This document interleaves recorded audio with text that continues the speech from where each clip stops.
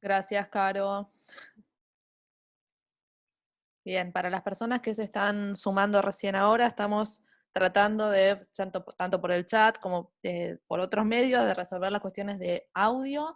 En principio, por ahora lo que hemos hecho, o sea, hicimos como una breve introducción. Sandra Vázquez, que es la directora ejecutiva de FUSA, presentó FUSA, y Carolina Buceta, que forma parte de la Red por los Derechos de las Personas con Discapacidad, presentó brevemente también qué es REDI, que es la Red por los Derechos de las Personas con Discapacidad. Cedo la palabra ahora, entonces, a Malena, que les va a contar un poco más sobre el proyecto de CIAR. Hola, buenos días. Bueno, como les comentaba Sofía, esto es una breve introducción, es para dar un poco de contexto.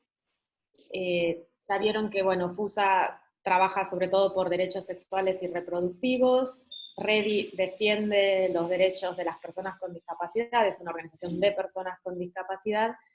Y bueno, y decidimos aunar esfuerzos, formar un consorcio junto con el Fondo Fiduciario, ahí está, el Fondo Fiduciario de Naciones Unidas. Es un fondo que financia proyectos que buscan abordar de forma sistemática la violencia contra mujeres y niñas.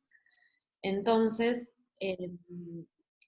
nos basamos en la premisa de que las mujeres y niñas con discapacidad experimentan formas interseccionales de discriminación. Muchos de los servicios de salud a los que deberían acceder no son lo suficientemente accesibles, son brindados por equipos de salud que no están adecuadamente capacitados, y esta población, estas mujeres y niñas, suelen en general no conocer sus derechos o tienen un escaso conocimiento de sus derechos.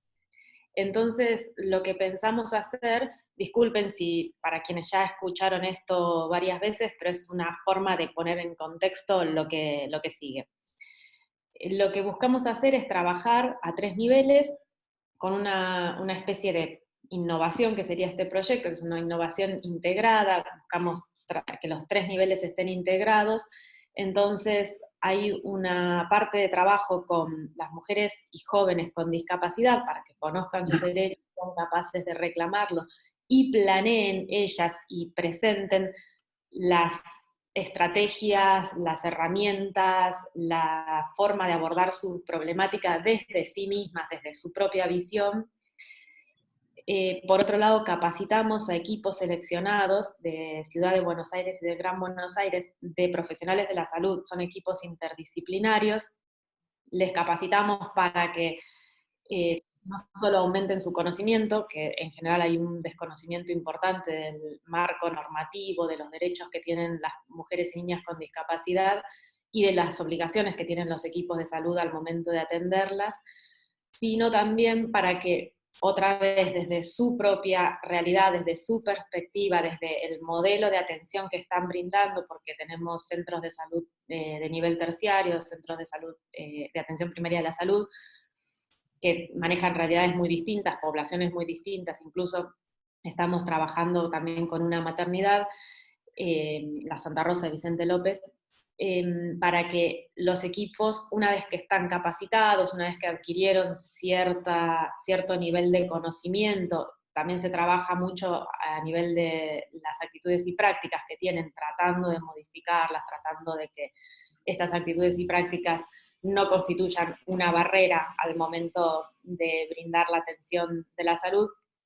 que estos mismos equipos planteen también sus estrategias, sus metas, intenten lograr servicios más inclusivos de acuerdo a las necesidades particulares que presentan y de acuerdo a la realidad en la que trabajan. Y por otro lado, también trabajamos con actores claves de la sociedad civil, esto es, con personas que están en el ámbito público, como, bueno, creo que tenemos presente, no sé si está presente algunas legisladoras en este momento, y organizaciones de mujeres y feministas, y en general organizaciones de la sociedad civil que trabajan por la defensa de derechos. Entonces lo que queremos es lograr un cambio cultural, poner en agenda este tema que, así como se logró con el aborto, que fue un trabajo de años y hoy en día está en agenda en la sociedad, queremos que los derechos de las mujeres y niñas con discapacidad, en general de las personas con discapacidad, nosotras trabajamos particularmente con mujeres y niñas, porque son aún más vulneradas, también se coloque en agenda, también sea un tema relevante y también sea algo de lo que se piense y que se transversalice y que al momento de elaborar políticas públicas, al momento de elaborar proyectos, que esté presente la perspectiva de discapacidad.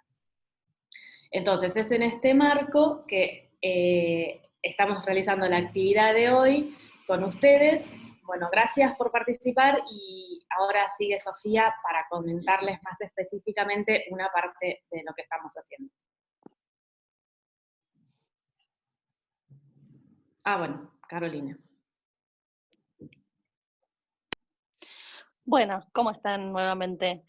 Voy a conversar un poquito muy brevemente porque muchos de ustedes ya están bastante en tema, el tema de los modelos y cómo es que llegamos hasta acá y el estado de situación y el paradigma con el cual hoy por hoy estamos trabajando desde Redifusa. Bueno, en la antigüedad podríamos hablar de que hubo un modelo de prescindencia en el trato hacia las personas con discapacidad, es decir, que se consideraban a las personas con discapacidad como improductivas o hasta en algunas tribus, en algunos estados, se las mataba. Las causas de la discapacidad se pensaban que eran netamente religiosas, es decir, que para algunos lugares era un castigo de Dios porque algún integrante de las tribus habían realizado algo mal, etc.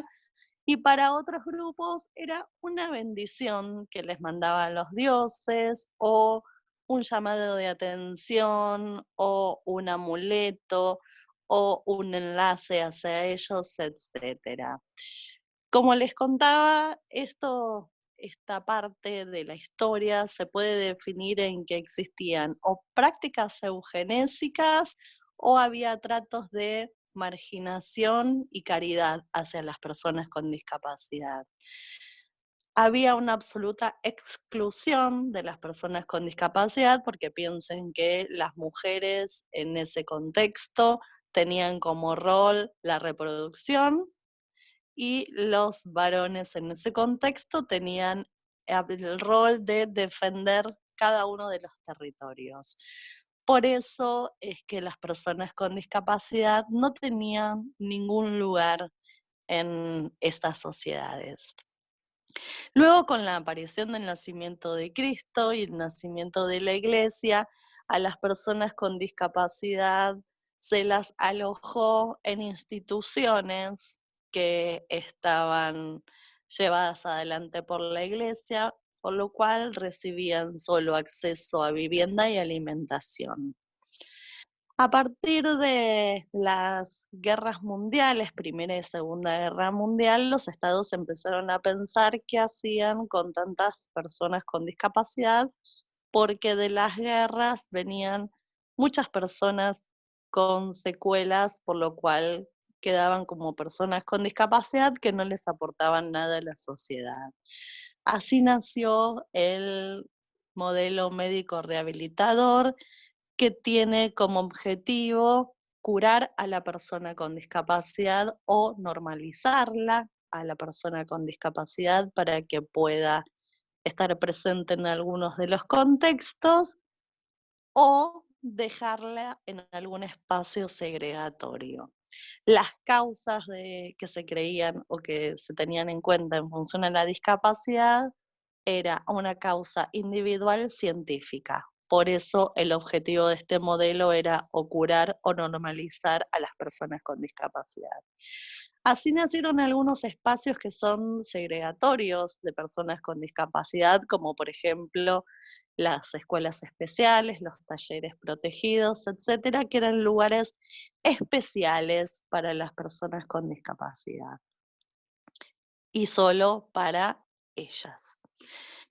Algunas personas que lograban atravesar estos procesos de rehabilitación y compensar lo que ellos llamaban esa deficiencia para poder incorporarse, pasaban por el proceso de integración, que es decir, que se podían encastrar en un sistema ya dado que no iba a ser ningún cambio para que esa persona se incorpore, simplemente la persona era la que tenía que hacer los esfuerzos.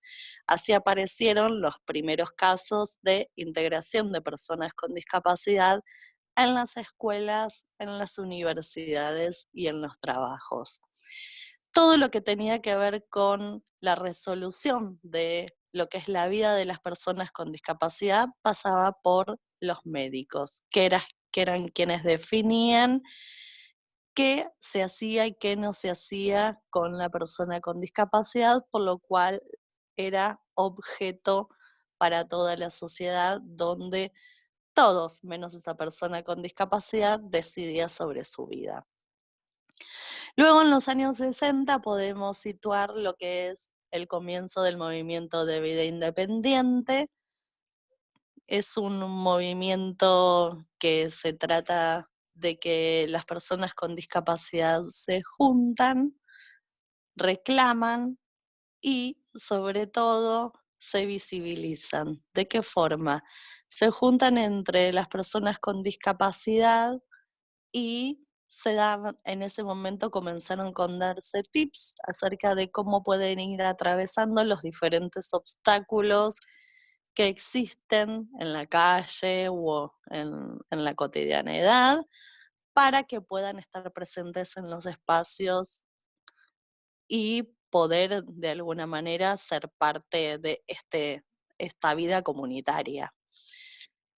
Allí, por ejemplo, podemos situar, no sé, a personas en silla de ruedas que le explicaban a otras personas en silla de ruedas de cómo atravesar diferentes estaciones de subte que no tienen ascensor y se tiraban usando las barandas como tobogán para bajar a las estaciones de subte, o que empezaban a hacer ruedas en asambleas para decidir cómo querían vivir, empezaban a haber espacios de encuentro donde las voces de las personas con discapacidad se alzaban.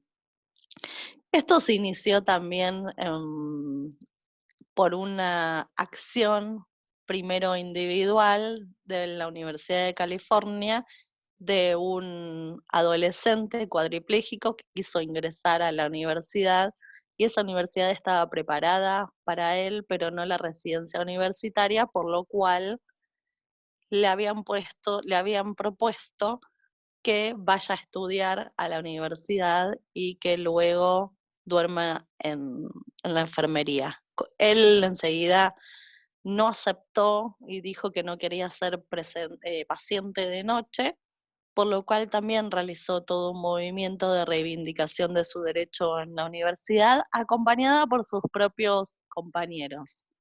Como tuvo éxito en esa gestión, aparecieron varias personas con discapacidad para también pedir su incorporación en diferentes universidades.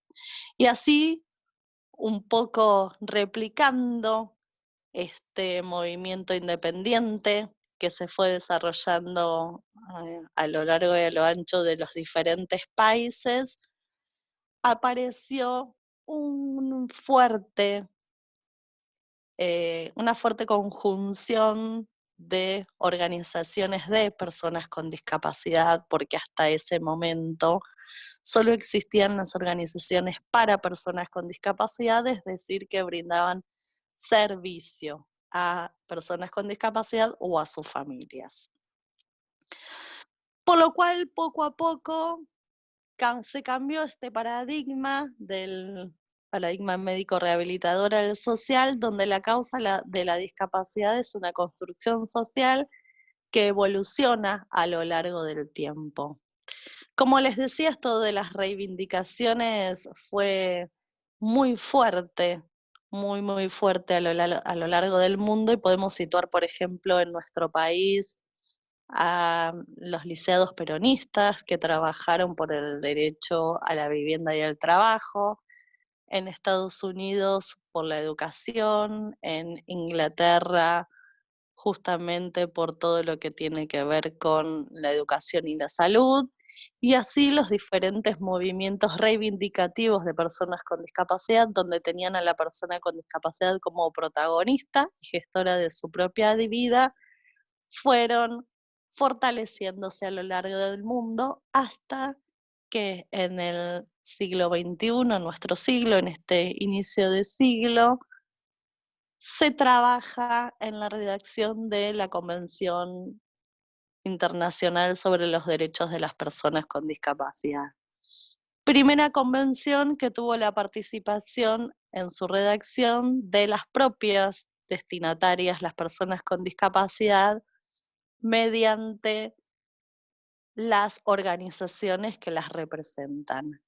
Tiene un lema esta convención que es muy fuerte y que cambia absolutamente el paradigma de intervención sobre las personas con discapacidad, que es nada de nosotros sin nosotros. Y es también muy claro en esta redacción este modelo social cuando habla de que la discapacidad es la resultante entre el déficit de la persona que cuando interactúa con las barreras del medio impiden la participación de las personas con discapacidad en igual de condiciones que el resto de la sociedad. Las barreras podemos identificarlas como las físicas, comunicacionales y actitudinales. Dos palabritas para no extenderme mucho sobre las barreras. Las físicas tienen que ver con todo lo edilicio, las comunicacionales con la falta de acceso a la información, y esto tiene que ver con la ausencia de los diversos formatos en la información que se circula.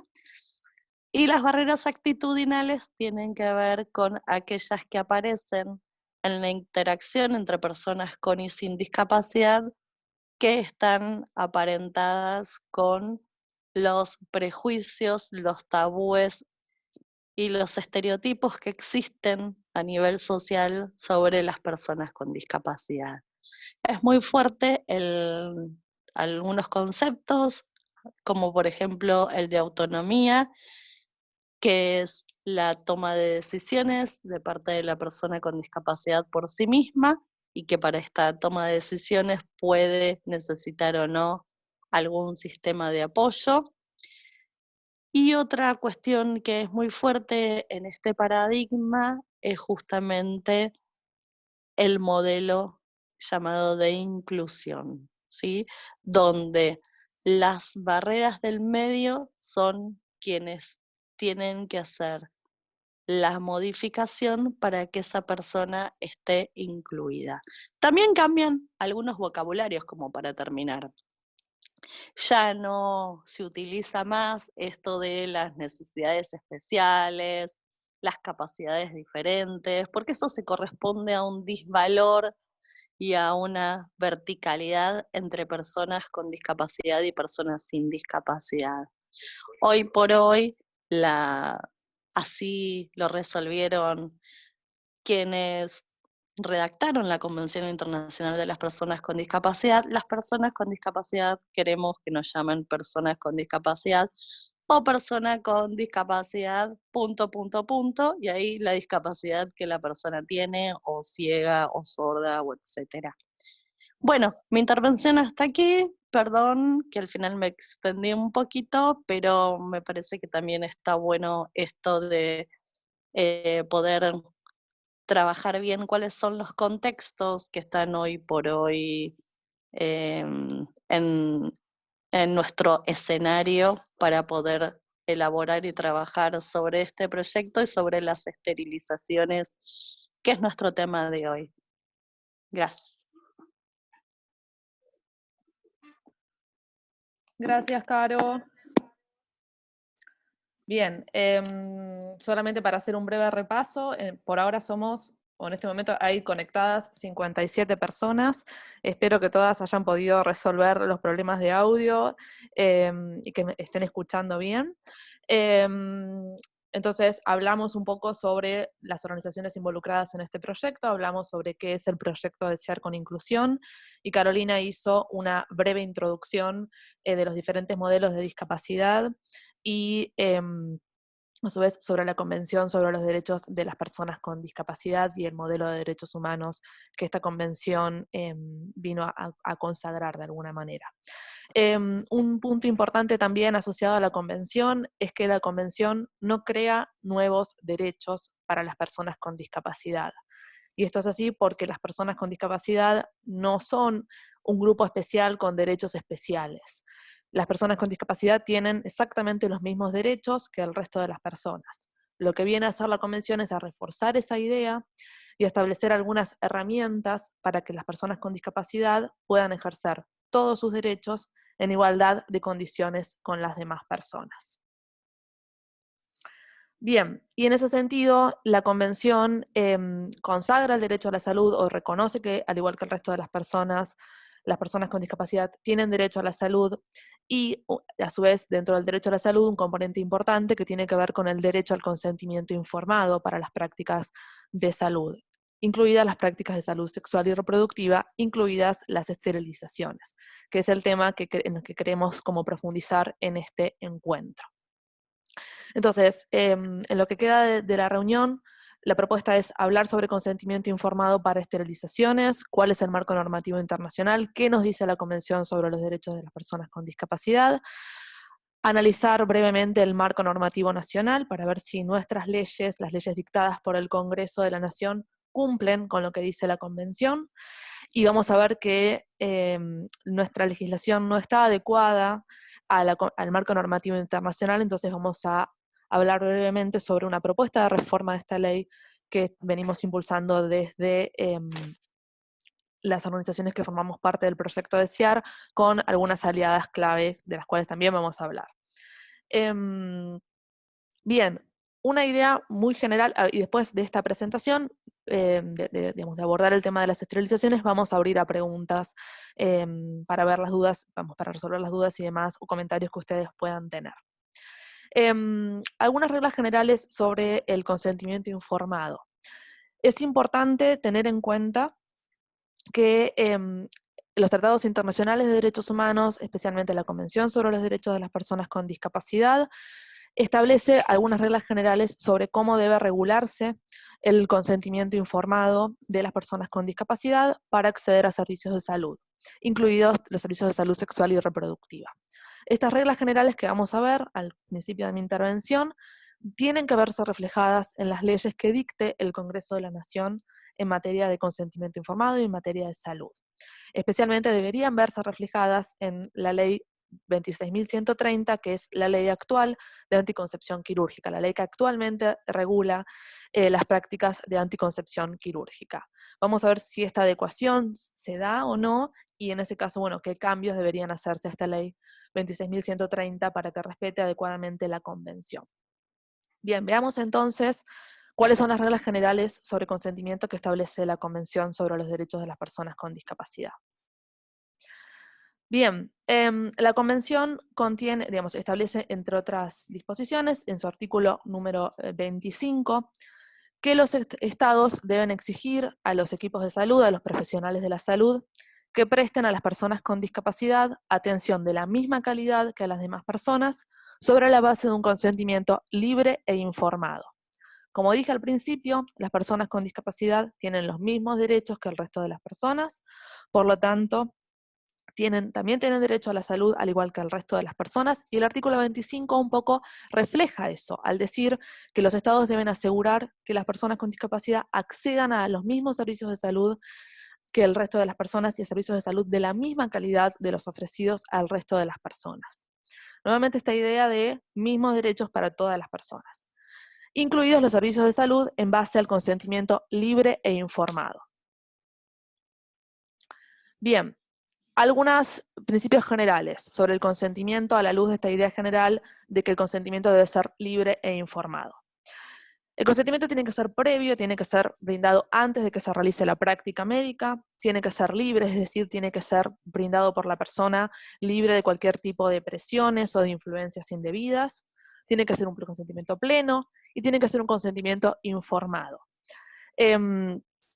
Cuando se teoriza sobre el consentimiento informado y cuando organismos internacionales analizan qué significa esto de consentimiento informado y qué significa esta práctica del consentimiento, brevemente podemos decir que el consentimiento no es el mero acto de decir sí acepto la práctica, sino que el consentimiento se ve como un proceso, un intercambio de información entre el profesional de la salud, los profesionales de la salud y la persona a la que se le realizará la práctica, al final del cual la persona acepta o no acepta la práctica.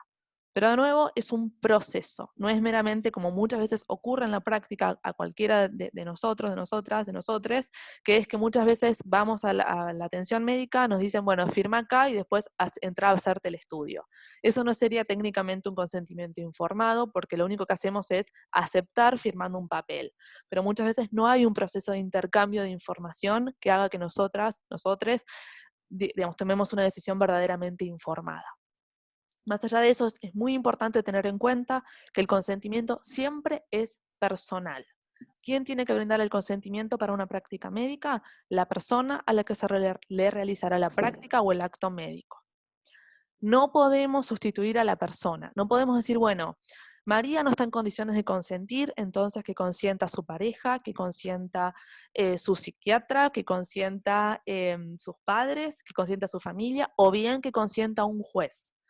Esas prácticas de pedir la autorización de un tercero o de una tercera persona, violan este principio de que el consentimiento es personal. A mí no me pueden hacer ninguna práctica médica si yo misma, por mí misma, no doy mi consentimiento informado. A ver, tenemos un mensaje en el chat. Ahora vamos a las preguntas. Bien. Bien, hay solo una única excepción admisible al carácter personal del consentimiento. Cuando un profesional de la salud, una profesional de la salud puede actuar sin mi consentimiento, si la persona no puede consentir y es necesario realizar un tratamiento médico o quirúrgico inmediato, de urgencia o de emergencia, ante un grave riesgo contra la vida o la salud del paciente. Y si la situación es tan apremiante que no se puede esperar a obtener el consentimiento, a que la persona esté en condiciones de consentir. Esto fue interpretado en forma muy precisa por la Corte Interamericana de Derechos Humanos en el caso ID contra Bolivia. Brevemente, es un caso de una mujer que la esterilizaron después de una cesárea, sin su consentimiento, o, digamos, de acuerdo a la información que surge en el caso, los médicos dijeron, bueno, un futuro embarazo va a poner en riesgo su vida, entonces, señora, firme acá, y a partir de esa mera firma le hicieron la esterilización. Y lo que dijo la Corte es que en ese caso no era un consentimiento válido porque de nuevo ella se había limitado meramente a firmar, o sea, a aceptar, pero no había habido un intercambio de información. Y a su vez porque, digamos, no había habido un consentimiento válido y no era un tratamiento médico o quirúrgico de urgencia para salvar su vida. Pero ahora, después, en un segundo vamos a eso. Pero, ¿cuál es el ejemplo claro en el cual los equipos de salud pueden actuar sin nuestro consentimiento? Imagínense una situación en la que tenemos un accidente en la calle, nos llevan al hospital, estamos inconscientes, y el médico dice, si yo no opero a esta persona se muere. Y tengo que operarla en forma inmediata para salvar su vida. No puedo esperar a que despierte para preguntarle, por ejemplo, si le puedo realizar la práctica que implicaría, por ejemplo, una amputación de una pierna. Y si no le amputo la pierna, se muere desangrada. Entonces, o sea, perdón por el ejemplo quizás tan gráfico, pero es una cuestión, digamos, para decirlo simple, es una cuestión de vida o muerte que el profesional de la salud tenga que actuar para salvar nuestra vida y no pueda esperar a intercambiar la información con nosotras y que nosotras digamos, ok, acepto la práctica. Solamente en ese supuesto se puede actuar sin el consentimiento de la persona. O en supuestos similares, de nuevo, la persona no puede consentir y es necesario actuar en forma inmediata para resolver un riesgo grave para su vida o para su salud. Y no se puede esperar a que la persona esté en condiciones de consentir.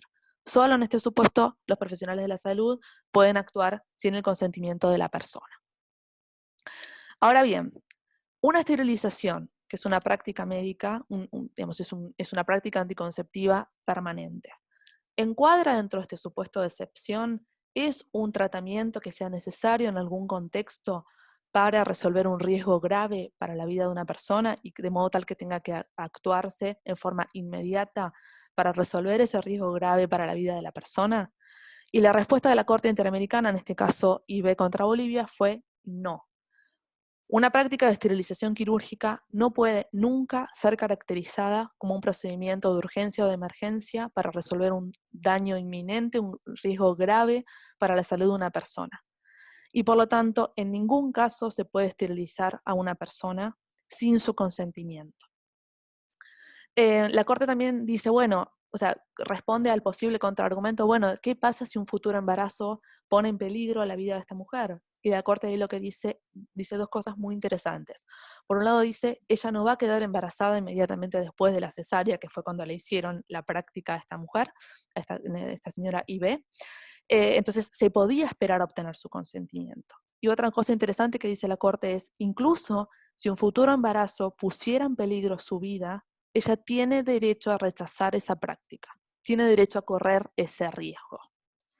En general, a nivel del derecho a la salud, cualquier persona tiene derecho a rechazar una práctica médica, aunque esa decisión de rechazar esa práctica médica pueda poner en peligro su salud. Bien, entonces, el principio general y la regla que tenemos que tener muy presente es que nunca se puede esterilizar a una persona sin su consentimiento, a la luz de estos argumentos que venimos desarrollando. Ahora bien, ustedes me podrían preguntar si estas reglas generales aplican a las personas con discapacidad, si estas ideas y estos principios también aplican a las personas con discapacidad. Y la respuesta es sí. No podemos establecer diferencias entre personas con o sin discapacidad, porque como hablamos, las personas con discapacidad tienen exactamente los mismos derechos que el resto de las personas. Entonces tienen derecho a que no se le realicen prácticas médicas sin su consentimiento. Bien, y eso lo ha dejado muy claro tanto diferentes organismos internacionales como la propia Convención sobre los Derechos de las Personas con Discapacidad. El relator especial de Naciones Unidas sobre la tortura y otros tratos o penas crueles, inhumanos o degradantes fue muy claro ya en el año 2013 al decir que los criterios que determinan los motivos para administrar un tratamiento sin consentimiento libre e informado deben estar establecidos en la ley y no debemos hacer distinciones entre personas con discapacidad o personas sin discapacidad. Entonces, cuando regulamos en nuestras leyes del Congreso el consentimiento informado para prácticas médicas, no podemos decir, bueno, estas reglas aplican para personas sin discapacidad y estas otras especiales las implementamos para las personas con discapacidad. Eso es en principio una práctica violatoria de derechos y es una práctica discriminatoria por motivos de discapacidad.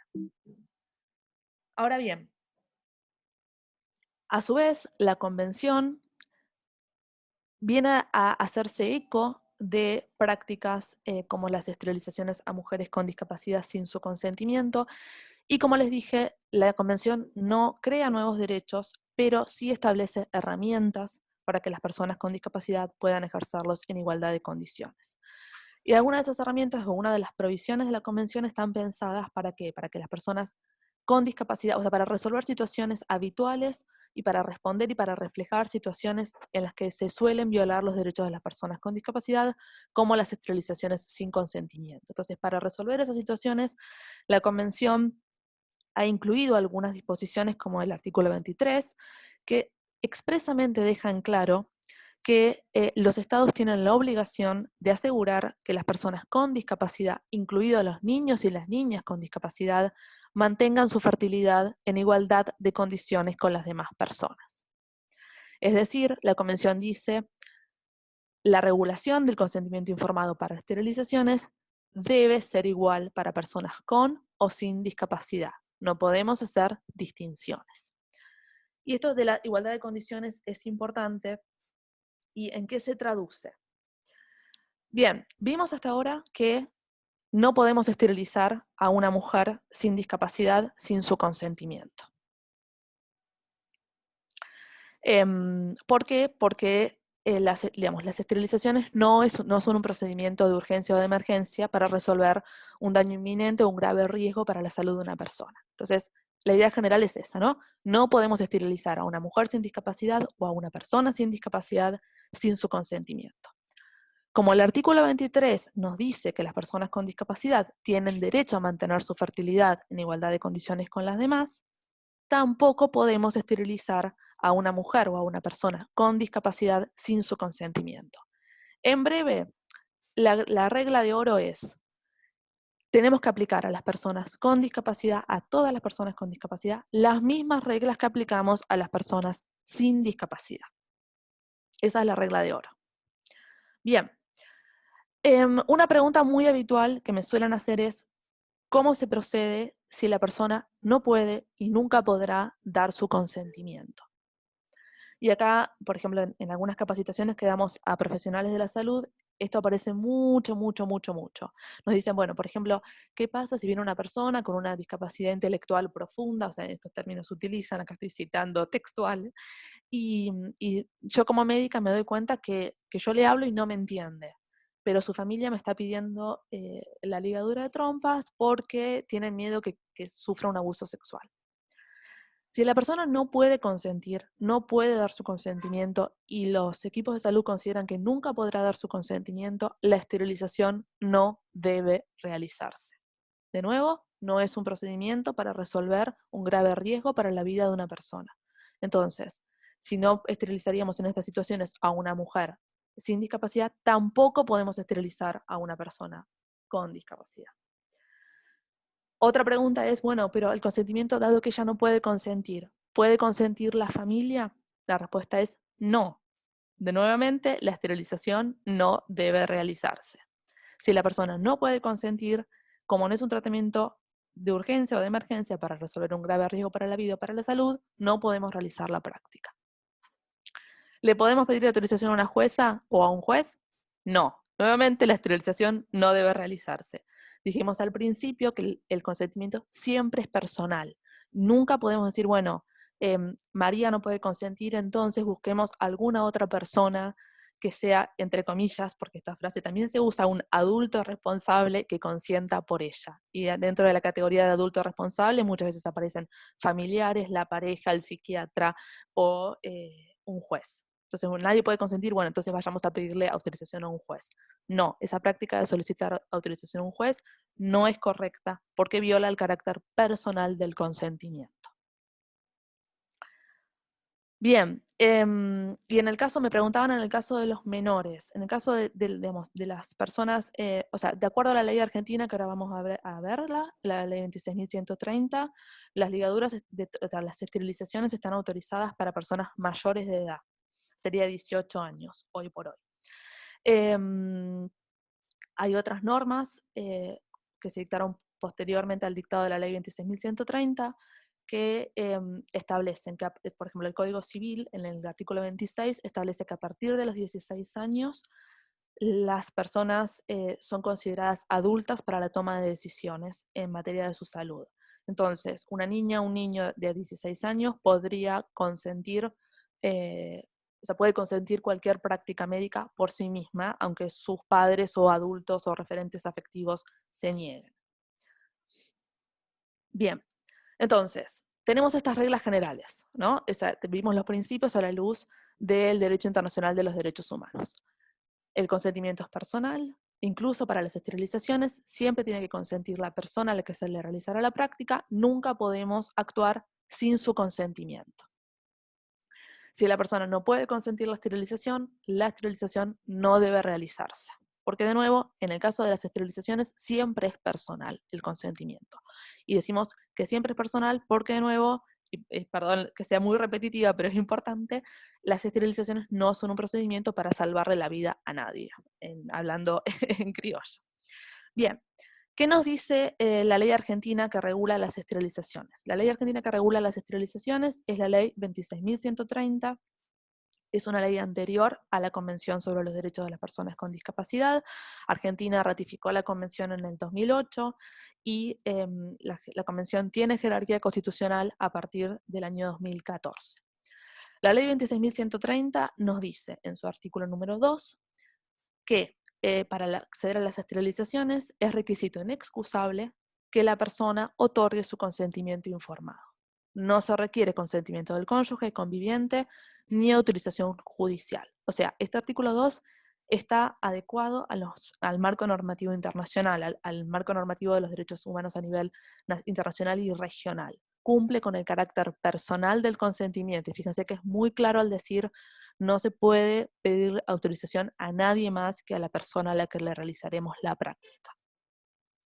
Pero en el final del artículo 2 dice, excepto en los casos contemplados por el artículo siguiente. Y antes de analizar la excepción, quiero que recuerden que vimos que no se pueden hacer distinciones entre personas con y sin discapacidad al momento de regular el consentimiento informado para ninguna práctica, incluidas las prácticas de esterilización. Entonces, si en el artículo siguiente vemos una excepción basada en la discapacidad, ustedes mismas pueden llegar a la conclusión de si se cumple o no se cumple la convención. Veamos. ¿Qué dice el artículo 3? Cuando se tratare de una persona declarada judicialmente incapaz, es requisito ineludible la autorización judicial solicitada por el representante legal de aquella.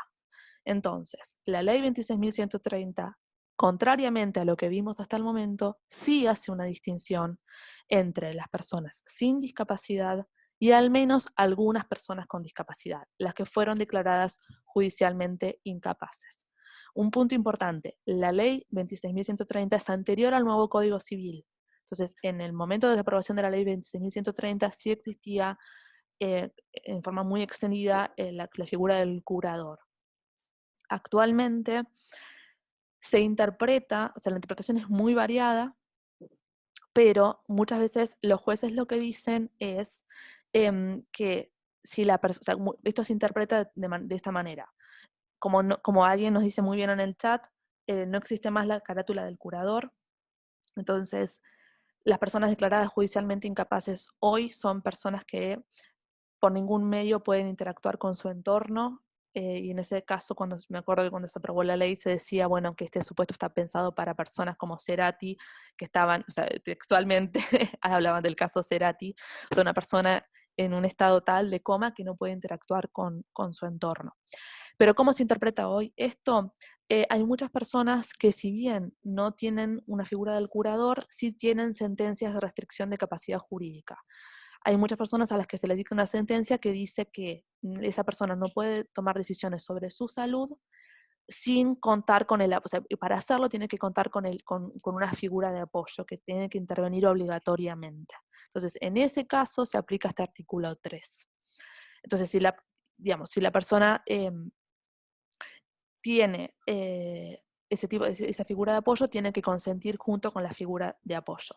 Pero también hay un punto importante que me parece como muy clave. Más allá de lo que diga específicamente la ley 26.130, existen dos tipos de prácticas o dos tipos de situaciones. Por un lado, hay muchas decisiones en las cuales, o muchas situaciones en las cuales no se aplica la ley 26.130. Y acá hemos encontrado desde Redi al menos dos casos. Un caso en Córdoba en el año 2018, que lo conocimos a través de una nota que salió en el diario La Voz del Interior. La nota hablaba de una mujer a la cual, digamos, que había tenido una cesárea, que había quedado embarazada aparentemente por un abuso sexual cometido por su hermanastro. Llevan el embarazo a término, le realizan la cesárea, y la nota de La Voz del Interior dice: después de la cesárea, el hospital confirmó que se la esterilizó con consentimiento de la familia. A ver, la ley argentina, como ya vimos, requiere o bien que consienta a la persona, o bien que se pida una autorización judicial. En ese caso, que salió públicamente en un diario sin que nadie se ponga colorado, se anuncia públicamente en esa nota que la mujer fue esterilizada con el consentimiento de la familia. Entonces, esa nota periodística lo que anuncia públicamente es un acto ilegal. Pero pasó sin pena ni gloria. A nadie le llamó la atención que una mujer con discapacidad fuera esterilizada con el consentimiento de la familia. Entonces, el punto es que aunque esté vigente la ley 26.130, hay muchas prácticas que se realizan incluso violando esa ley. O sea, la ley tiene que ser mejorada, pero incluso muchas veces en Argentina no se cumple. Y la decisión de esterilizar se pacta, entre comillas, entre el médico y la familia. Veamos un segundo caso en Corrientes. Dijimos que en principio la ley 26.130 requiere que la persona sea mayor de edad. Si se interpreta la ley 26.130 junto con el Código Civil, al menos se requeriría que tuviera 16 años. El caso de Corrientes de abril del 2019 es el caso de una joven con discapacidad intelectual de 13 años. Ella también quedó embarazada como consecuencia de un abuso sexual, aparentemente, y la versión corta de la historia es que los médicos solicitan autorización judicial para practicarle un aborto, pese a que este requisito de autorización judicial no es correcta. O sea, no se puede pedir autorización judicial para practicar un aborto en el caso de que el embarazo sea producto de una violación. La Corte Suprema ya lo dejó en claro esto, pero bueno, los médicos violan esta norma e igual piden autorización judicial para el aborto, y los jueces lo que dicen es, a su vez los médicos lo que piden es, bueno, ya que le vamos a practicar el aborto a través de una microcesárea, señora jueza, autorícenos también a practicarle la esterilización por su propio bien. Y la jueza, sin mencionar la ley 26.130, autoriza la esterilización de una joven con discapacidad de 13 años. No se le consultó a la joven porque se llegó a la conclusión de que no iba a poder no iba a entender lo que se le estaba preguntando. Y lo peor es que la jueza, en sus argumentos, cita un montón de normas internacionales de derechos humanos y dice, bueno, esto lo hacemos por el bien de esta joven. En realidad lo que están haciendo es violar sus derechos, porque si no estaba en condiciones de consentir, si no podía dar ella su consentimiento, no se le debió realizar la práctica. Y también tenemos algunos casos o algunas situaciones en las cuales los jueces sí aplican la ley 26.130 al momento de dar esta autorización judicial. O sea, hay casos que llegan a la justicia porque, por ejemplo, los familiares piden la autorización judicial y los jueces deciden, aplicando el artículo 3 de la ley 26.130. Y acá, digamos, en las slides aparece uno de los argumentos que suelen dar los jueces sin ponerse colorados al momento de autorizar las esterilizaciones. En este caso es un caso de la provincia de Río Negro, es una decisión del Superior Tribunal de Justicia de la provincia de Río Negro y es un caso del año 2011. Recuerden que Argentina ratificó la convención en el 2008, o sea, fue 3 años después de que se ratificara la convención y de que la convención se transformara en ley en Argentina. Bueno, estos jueces del Superior Tribunal de Justicia de Río Negro, de la máxima instancia judicial de Río Negro, dijeron que había que autorizar la esterilización de esta joven por razones eugenésicas. Es decir, para evitar que nazca un niño con deficiencia mental. La jueza de primera instancia había dado el mismo argumento, había dicho, no es conveniente que, digamos, autorizo la esterilización porque es probable que tenga un hijo con discapacidad, e incluso la jueza de primera instancia llegó a decir como que iba a ser un problema que naciera un niño con discapacidad, porque a su vez hay muchas dificultades para encontrar adoptantes de niños con discapacidad. Entonces, hay un montón de estereotipos acá funcionando. Por un lado, que las personas con discapacidad tienen una sexualidad descontrolada que tenemos que controlar. También es la idea muy frecuente de que son víctimas de abusos sexuales. Entonces, para evitar los abusos, practicamos las esterilizaciones. Sin embargo, yo no he encontrado a ninguna persona que se haya salvado de un abuso sexual por estar esterilizada. ¿Y qué nos muestra esto? Que en realidad nuestra preocupación como sociedad es la que dijeron los jueces de Río Negro. En realidad nosotros no queremos como sociedad, y acá estoy generalizando por supuesto, que nazcan niños con discapacidad. Tenemos miedo que las personas con discapacidad den a luz a niños con discapacidad, tengan hijos, hijas, hijes con discapacidad. Y también tenemos la idea de que si tienen hijos, hijas, hijes, esos niños, niñas, niñas van a ser una carga para el resto de la sociedad. Porque tenemos la idea incorrecta, pero muy difundida, de que las personas con discapacidad, de que las mujeres con discapacidad no van a poder criar a sus hijos. Entonces, cuando ustedes escuchen argumentos del tipo, lo hacemos por su bien, en realidad no lo hacemos por el bien de la persona, sino que en realidad estamos pensando en nuestro bien egoísta. y nuestras ideas y prejuicios y estereotipos discriminatorios. Bien, entonces dijimos que tenemos un marco normativo internacional que nos dice que el consentimiento para las esterilizaciones siempre es personal. Tenemos una ley argentina que establece distinciones entre personas con y sin discapacidad y que permite que algunas personas con discapacidad sean esterilizadas con autorización de un juez, violando el principio del consentimiento personal. Y vimos que hay muchas prácticas que se dan dentro o fuera de los tribunales que se terminan traduciendo en que las personas con discapacidad son esterilizadas sin que nadie les consulte. O bien porque hay un pacto familia-médicos, o bien porque hay familias, médicos, jueces, juezas decidiendo por ellas, sin que nadie les pregunte nada. Ambos tipos de prácticas son ilegales, son violatorias de derechos. Y es importante que nuestra legislación argentina contenga disposiciones para evitar estas situaciones y contenga disposiciones para que las personas con discapacidad puedan consentir por sí mismas y que si no pueden consentir, para asegurarnos como Estado que si no pueden consentir, la práctica no se realice.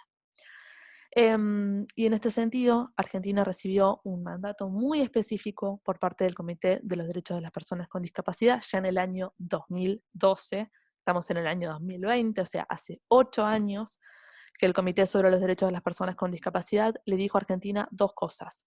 Estamos preocupados por la existencia de prácticas de esterilización de personas con discapacidad sin su consentimiento, y a su vez, usted, Estado argentino, tiene la obligación de modificar el artículo 3 de la ley 26.130 de conformidad con la Convención y debe tomar medidas para ofrecer los apoyos necesarios a las mujeres que tengan un sistema de tutela o de curatela para que sean ellas mismas las que den su consentimiento informado para acceder a la esterilización.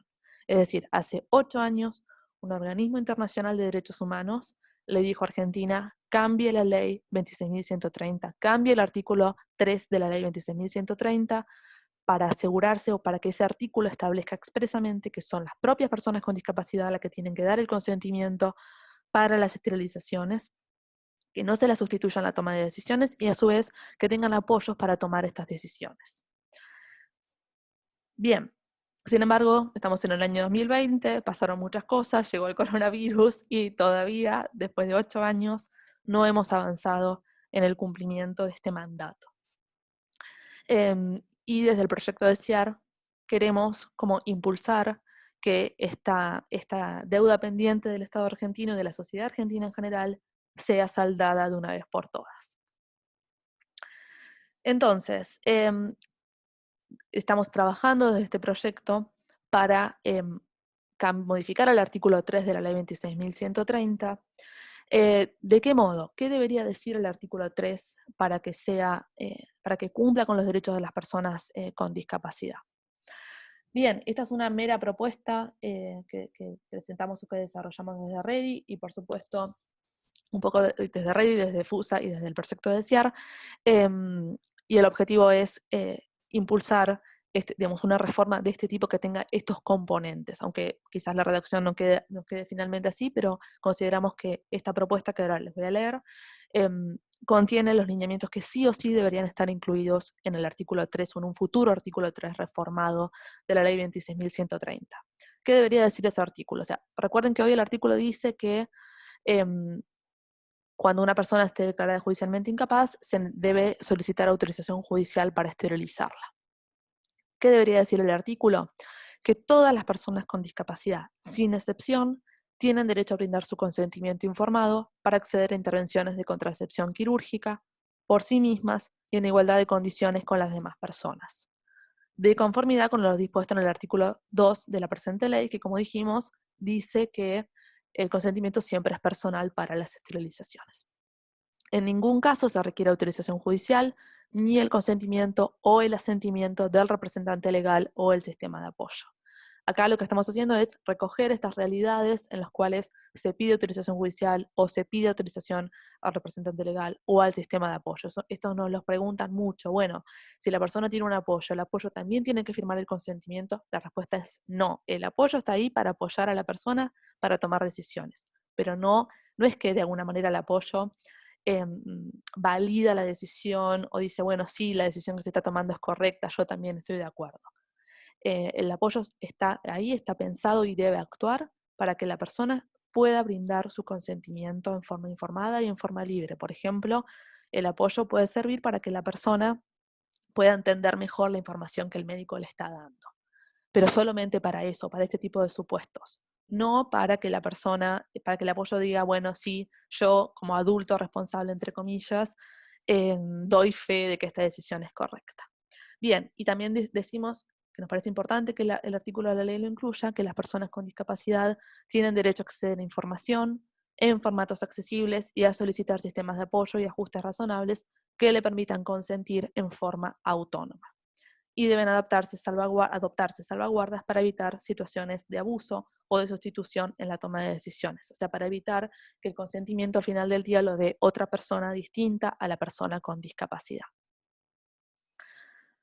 Bien, esta es un poco fue la propuesta desarrollada desde el proyecto de DESIAR, y en base a esta propuesta nos contactamos con algunas actoras claves que se han transformado en nuestras aliadas claves.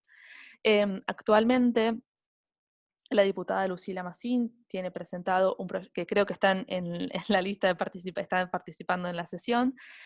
Ha presentado en el año 2019, en abril, se está cumpliendo, el domingo se cumple un año de la presentación de ese proyecto, un proyecto de cambio de ley, y me acuerdo porque es mi cumpleaños, no es que voy a tal detalle de las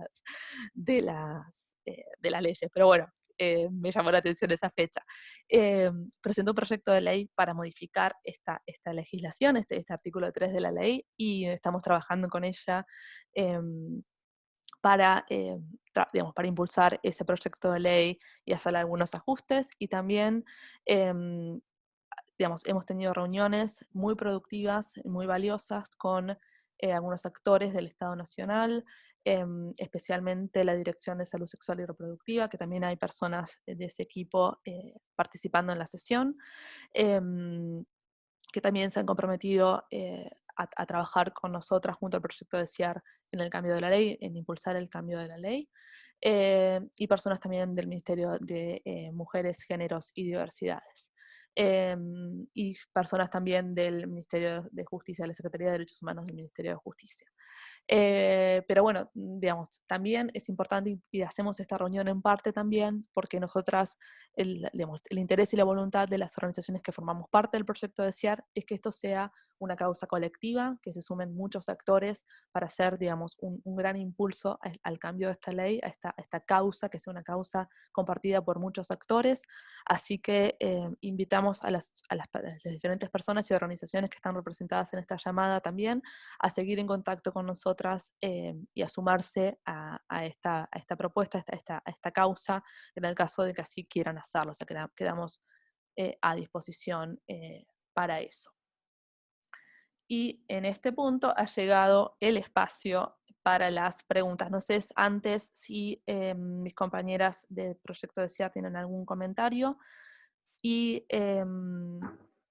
también entiendo que está la diputada Macha y la diputada Massín también en las llamadas, si ellas tienen algún comentario. Está la opción, les pido la opción dentro del chat, está la opción levantar la mano, que si les parece bien vamos a usarla para organizar un poco la participación. En principio están los micrófonos silenciados para que no haya ruido ambiente, pero si usan esa opción levantar la mano, o si no me piden la mano a través del chat, y también voy dando la mano a medida que lleguen los pedidos de participación. Pero entonces, en principio, no sé si mis compañeras de DESIAR y si las diputadas tienen alguna intervención.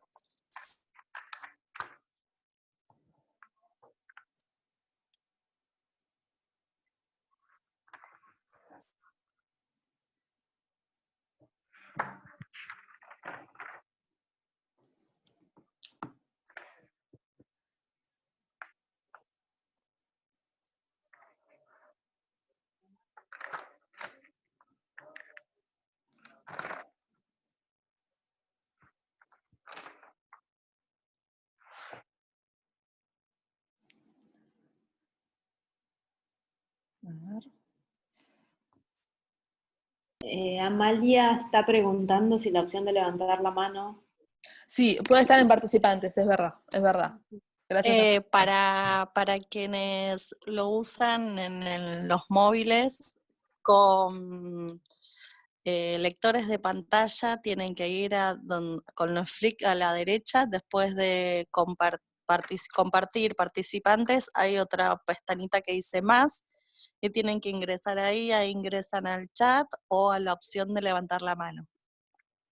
Bien, ahí está la diputada Macha y después está Paula con las manos, así que por orden de llegada, a ver, ahí reinicia el audio de la diputada. Hola, ¿qué tal? Buenos días, ¿se me escucha bien? Se escucha perfecto. ¿Sí? Perfecto. No, simplemente un comentario. En principio agradecerle a Ana por la invitación y a todas ustedes por estas exposiciones. Actualmente estoy como presidenta de la Comisión de Mujeres y Diversidad y me parece entonces esto, simplemente decirles que junto, bueno, con Lucila, que ya viene trabajando hace mucho tiempo, sé, en estos temas, involucrarme, estar a disposición también de pensar en poder realizar actividades para difundir más esta temática. Yo creo que justamente lo que tenemos como sociedades, todo el tiempo estamos pensando en cómo transversalizamos, ¿no? La perspectiva de las mujeres o el feminismo, de las discapacidades, de los derechos humanos, todo porque necesitamos transformar una sociedad que siempre se basó con parámetros sobre lo normal que han sido muy restrictivos, que han sido muy de mucho padecimiento para muchísimas personas y que, bueno, estamos buscando herramientas para poder transformarlo. Así que simplemente eso, decirles que estoy a disposición, que cuenten con la comisión como un ámbito para lo que ustedes crean que sea conveniente, digo. Y repito, pueden ser armar actividades en el contexto que podamos. La pandemia seguramente, esta salida va a ser muy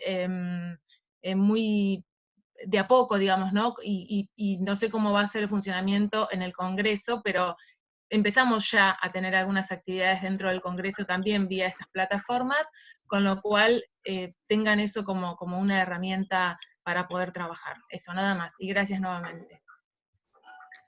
Gracias y gracias por la excelente predisposición y sí, o sea, es súper valioso que estamos encontrando como muchas unidades clave y es importante, o sea, el contexto es súper desafiante, pero a pesar de ese contexto estamos trabajando fuertemente por estos temas. Tengo a Paula, después me aparece alguien que se llama está como registrado como René, Analía y Lucila. Lucila, entiendo que es Lucila Massina, así que le doy primero la palabra a Lucila y después Sofi, digo, yo te recomiendo que silencies todos los micrófonos y que solamente esté activo la persona que habla porque hay mucho ruido ambiente de alguien con vasos y ahí cosas. está, perfecto. Entonces vamos por Lucila, después sigo con Paula, René y Analía. A ver. Hola. Lucila, ¿nos escuchás? Ahí está. Y ahí está, ¿cómo están? Muy buenos días a todos. Gracias por este ámbito, por este espacio. La verdad que es muy importante que también nos podamos encontrar más allá de la situación de epidemia y de cuarentena que estamos atravesando.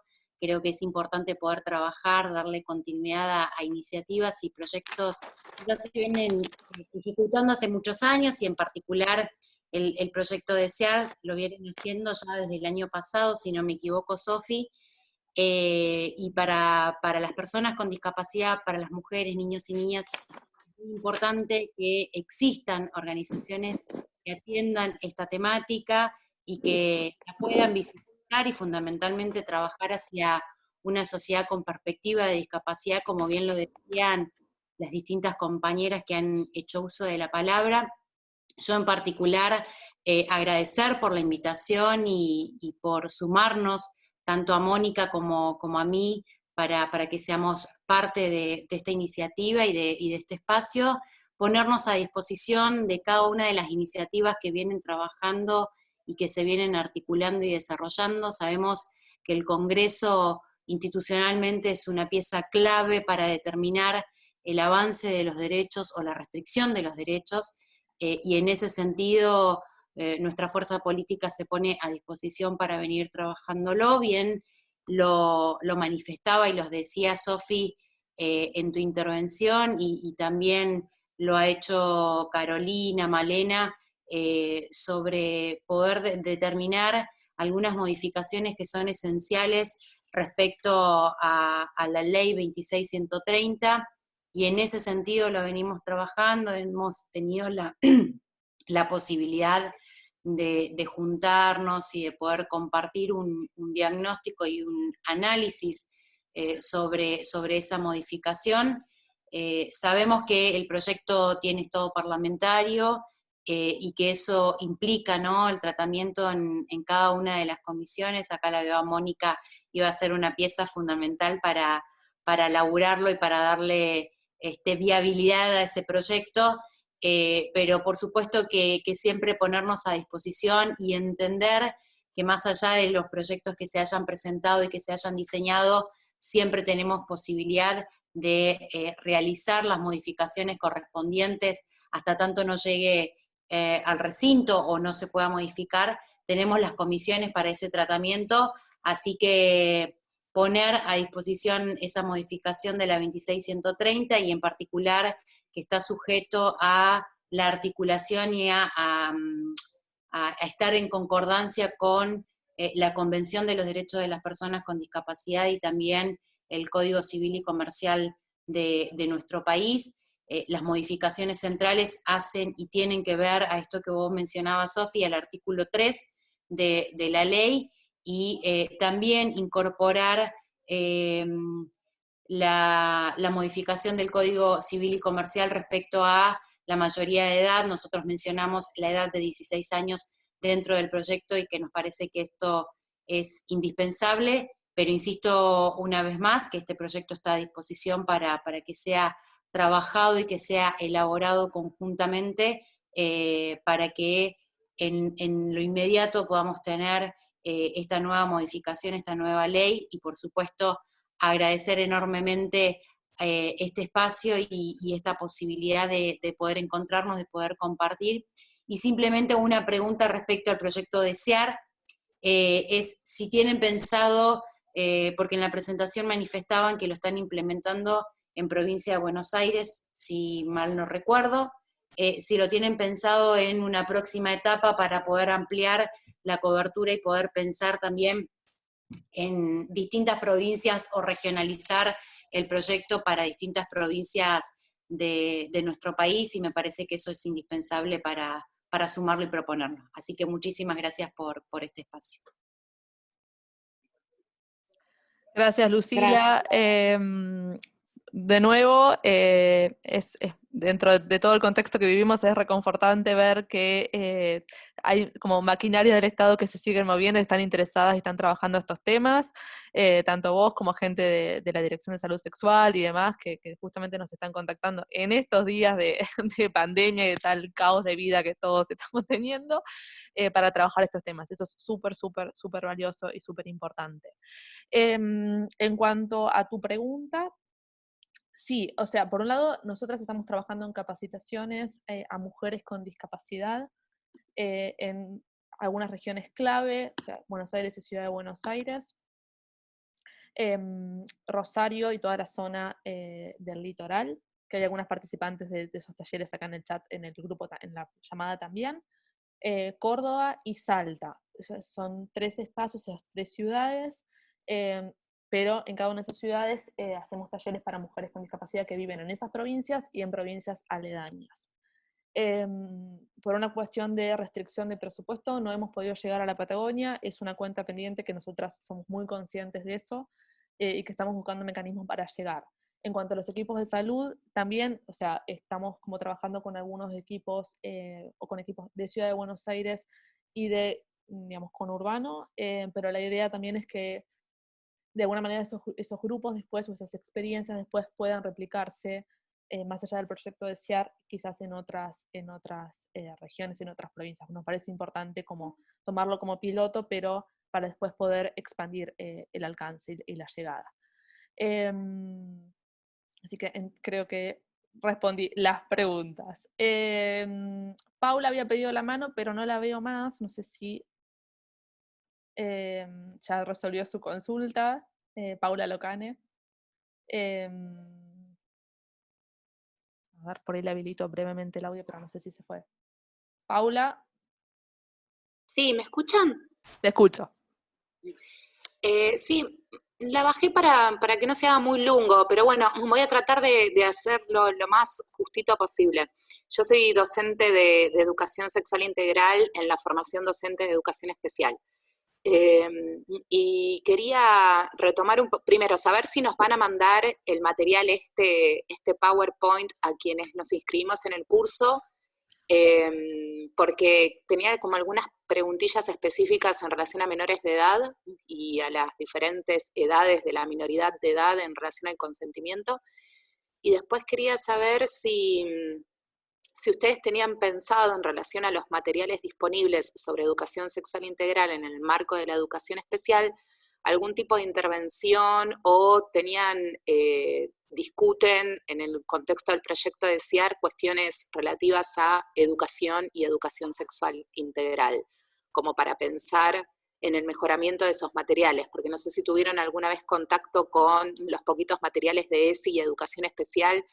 Son materiales que son muy elementales en relación a la perspectiva de derechos. Bueno, esa era la intervención. Muchísimas gracias por el curso.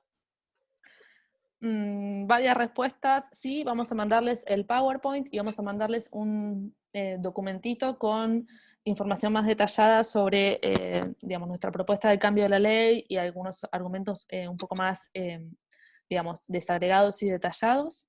En cuanto a la ESI, también abro al resto de mis compañeras de desear si quieren intervenir, pero en principio, a través de los talleres que realizamos con mujeres con discapacidad, hemos llegado a 83 mujeres con discapacidad del centro del país para arriba, y digamos, la falta de ESI ha sido como uno de los grandes puntos que hemos identificado, especialmente, como han dicho varias participantes de nuestros talleres, en el caso de las mujeres con discapacidad intelectual, aún hay menos acceso a la ESI que el resto, digamos, de las niñas y jóvenes y niños con discapacidad.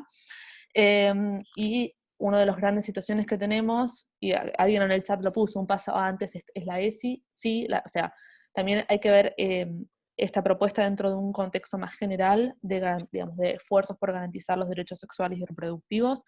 Y una de las cosas que vemos en los talleres es que hay muy poca información en relación a cuestiones básicas de educación sexual integral o de derechos sexuales y reproductivos en general. Entonces, muchas veces, a pesar de que no es quizás el foco central de nuestros talleres, hemos desarrollado, por ejemplo, mini tallercitos para mostrar cuáles son los diferentes métodos anticonceptivos disponibles, porque muchas mujeres con discapacidad aún no tienen esa información. Entonces, la ESI y la ESI con perspectiva de discapacidad es también un gran desafío que hay que abordar. No sé si mis compañeras de la mesa de DECIAR tienen algún punto sobre eso. Sandra, me estás pidiendo la mano. Estoy reiniciando el audio.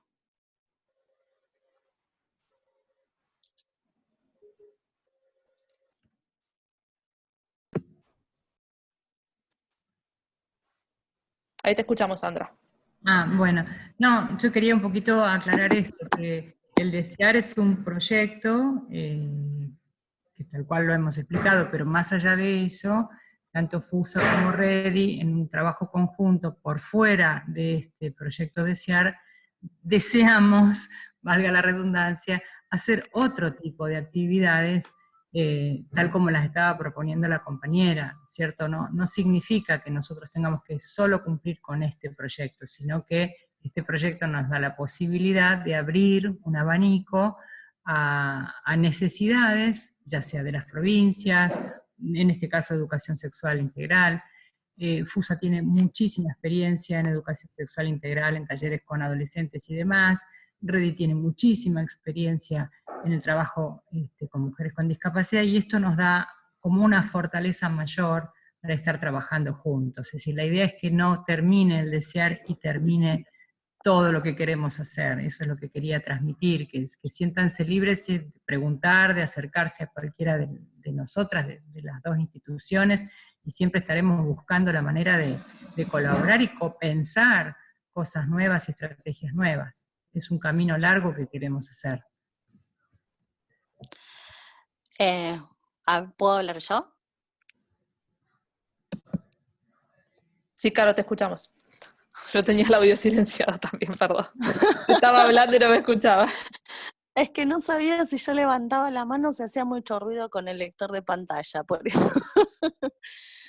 Bueno, sí, acordamos obviamente todas con lo que dice Sandra, y también, además de integrante de Ready, yo soy tallerista de ESI, y si bien nosotros justamente identificamos en este proyecto Desear que las mujeres con discapacidad dicen que tuvieron un absoluto déficit de educación sexual integral dentro de su escolarización, también entendemos que el proyecto Desear va por un camino que es satelital al ESI, no ni paralelo, ni se desentiende, pero es un poquito más satelital a la perspectiva de educación sexual integral. Y lo que intentamos hacer también desde el proyecto Desear, justamente porque tiene otros objetivos, es realizar nuestros propios materiales que no son ni de FUSA, ni de Ready, ni de FUSA Ready, son del proyecto en sí, porque tienen la total participación de las mujeres de los talleres. Y eso probablemente también pueda ser parte de que se puede incorporar, tal vez no oficialmente, pero sí no formalmente, a los materiales que se puedan llegar a utilizar en educación especial con respecto a los espacios de educación sexual integral en las escuelas. Y sí, acuerdo con la observación de Paula también, que los materiales destinados a el área especial del programa son como muy básicos, pero bueno, estamos en eso también, en poder aportar desde nuestro lugar, entendiendo que no es nuestro rol, pero sí podemos tener cierta competencia en generar materiales para que puedan ser utilizados libremente.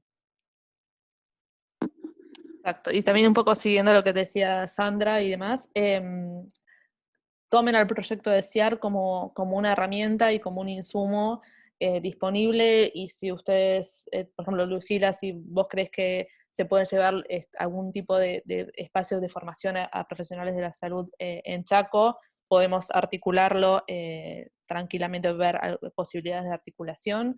Lo mismo en relación a los otros temas, tanto digamos, por ejemplo, si hay personas que pertenecen a diferentes organismos del Estado participando, entonces si tienen dudas, por ejemplo, porque quieren desarrollar algún tipo de normativo, de regulación, o de manualcito, de lo que sea, y por ahí quieren como, o les gustaría como contactarse con nosotras para algún tipo de asistencia, de asesoramiento y demás, cuenten con eso. También para los espacios de capacitación para mujeres con discapacidad. Bien, se nos está haciendo un poco tarde en cuanto a la hora, tengo 5 manos y tengo algunos comentarios por el chat, así que les cedo la palabra a René, que es otra persona que había pedido la palabra. No sé si estás todavía ahí en línea. Figura como René el nombre.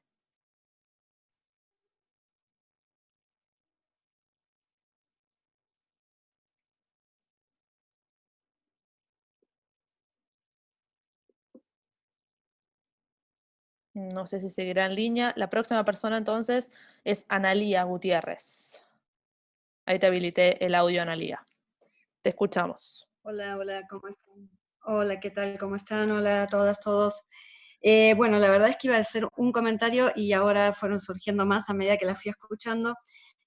Nosotros somos Lengua Franca, venimos colaborando un poquito con Ready en algunos documentos, adaptamos contenidos a lectura fácil, Y bueno, la cuarentena nos apareció con un pedido desde que vino de Uruguay, de una compañera que está acá dentro del grupo, está escuchando, Cecilia Figari, sobre la existencia o no de un consentimiento informado en lectura fácil. Bueno, nos pusimos a investigar un poquito, descubrimos que no había ninguno, y lo que queríamos compartir es esto, que tenemos ya el consentimiento informado adaptado a lectura fácil. Pedimos colaboración a abogadas para que nos dijeran si tiene validez legal, y en este momento está siendo validado por 3 mujeres con discapacidad intelectual. Era algo que queríamos contarles que existe, que va a estar a disposición, calculamos que la semana que viene ya está, y va a estar a disposición de todas. Lo que nos interesaría ahora es saber cómo garantizamos que sea ese el consentimiento y no otro el que se les lea a una persona con discapacidad intelectual. También va a ser interesante que lo puedan evaluar y que nos puedan decir si verdaderamente les parece que cumple con lo que tiene que tener un consentimiento. Hasta ahora lo que fuimos chequeando en estos días, sí, así es, y bueno, eso, es ese documento que estaría a disposición. Y por otra parte, bueno, también la cuarentena nos cortó la presentación de un material que también vamos a poder poner a disposición para ESI, es específicamente sobre violencia contra mujeres con discapacidad intelectual, donde tiene contenidos que no tienen que ver estrictamente con violencia de tipo sexual, pero sí también la incluye. Así que bueno, para ESI es un material hecho con mucha seriedad y con mucha dignidad, como dicen, bueno, las normativas de la lectura fácil son normativas internacionales, y una de las cosas que piden es que sea digno el material, y bueno, eso es. Y eso queríamos compartir. Y muchísimas gracias a todas. Gracias, Analía. Y estaba pensando que podemos articular también con la gente de la Dirección de Salud Sexual y Reproductiva, tal vez para hacerle llegar ese material, para que también, y ver si hay alguna posibilidad de que se use, o sea, que llegue a los centros de salud, pero ahí podemos articular. Sí, ese es el mayor problema que tendríamos ahora, es que llegue, y también tendría que tener, pensaba mientras las escuchaba, alguna especie de instructivo de lo que se llama en justicia salvaguarda, para garantizar que la persona que apoya la lectura de eso sea fiel al contenido y que no lo esté alterando de algún modo, a veces sin mala intención, ¿no? Tratando de explicar las cosas para que sean más fáciles, bueno, se altera el contenido. Entonces, bueno, tratar de cuidarlo un poquitito, pero sí, lo más importante ahora, yo calculo que en 4 o 5 días el consentimiento está listo, validado, cumple con toda la normativa de lectura fácil, está hecho, es que llegue. Mil gracias. Gracias, Analia. Sabes que nosotras hemos trabajado con los grupos de profesionales de la salud que han participado, son centros de acá de la ciudad de Buenos Aires, y hemos hecho nuestras versiones de los consentimientos informados accesibles, incluso añadiéndole el código QR, y pretendemos también que haya versiones en braille de lo mismo. Los tenemos en lenguaje sencillo. Las compañeras de Ready, Mujeres con Discapacidad, en el taller que iba a llevarse a cabo ahora en abril, que bueno, que se ha pospuesto por esta realidad, iban a hacer la primera validación. Si querés, podemos después, fuera de este espacio, obviamente coordinar, conversar con ustedes, a ver si estamos trabajando más o menos en la misma línea, a ver si hay algunas sugerencias, algo que agregar. Estuvo bastante trabajado por los equipos, por distintos equipos de profesionales, y bueno, en nuestro equipo de FUSA, así que tendríamos ya unas versiones nosotras que por ahí sería bueno intercambiar. Genial, bueno, están, no sé, habitualmente mi contacto con Ready es a través de Carolina, y por ahí a través de ella podemos hacer el intercambio, ¿sí? Perfecto. Gracias. Bien. Genial. Tengo a Yanina y a Mary. Yani, a ver, te activo el audio. Ahí está. Sofi, volvió René también. Ah, ok, entonces Yani, René, que lo tenía, perdón, estaba con algunos problemas técnicos tal vez nuestros, y después Mary. Y cerramos, y leo, antes de cerrar, leo algunos comentarios que están en el chat, pues ya son las 12:53. Yani, todo tuyo. Hola, ¿cómo les va? Dos comentarios. Uno es como que ya se me despejó la duda, pero bueno, lo comparto. ¿Cuál era mi duda? Esto de el consentimiento de la persona con discapacidad que supuestamente no lo podía dar por sus condiciones. Esto de por ahí sugerir el lenguaje sencillo o cómo se iba a implementar eso. Pero bueno, ya fue contestado esto por lo que estuvieron hablando las compañeras. Y la segunda, cuando Caro hacía todo el desarrollo de historia de la discapacidad, yo me acordé que por ahí no es específicamente de mujer con discapacidad y sexualidad, pero sí en cuanto a derechos, que la semana pasada vi una película que se llama Campamento Maravilloso, que trata de cómo un grupo de personas con distintas discapacidades encuentran su fortalecimiento en las capacidades que tienen, y de ahí como van empoderándose y buscando cómo implementar leyes y haciendo marchas y bueno, como empoderándose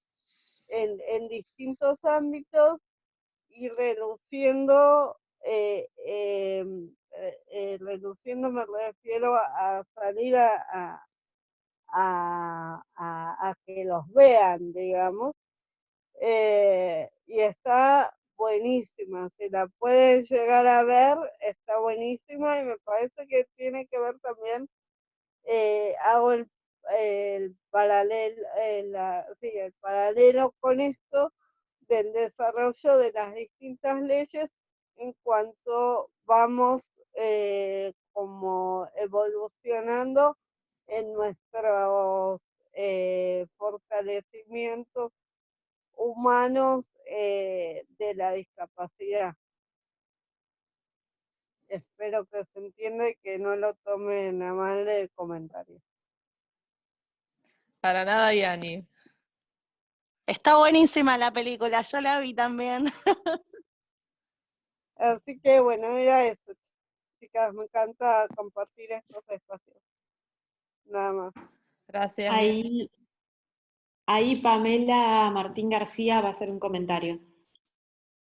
Hola, ¿cómo están? Soy Pamela Martín García del área de FUSA, de incidencia política, pero tengo también algunos otros sombreros, como algunas me conocen, y también asesoro a algunas diputadas nacionales, y en ese sentido, aquí Mónica y Lucila saben muy bien la fortaleza del trabajo transversal para poder alcanzar los logros, y un logro como este en la modificación. Entonces quizás esa propuesta para tener un espacio de diputados, diputadas, asesores que estén interesados de diferentes bloques para poder aunar esfuerzos y poder alcanzar pronto estas modificaciones, entre otras cuestiones que estuvimos conversando hoy acá.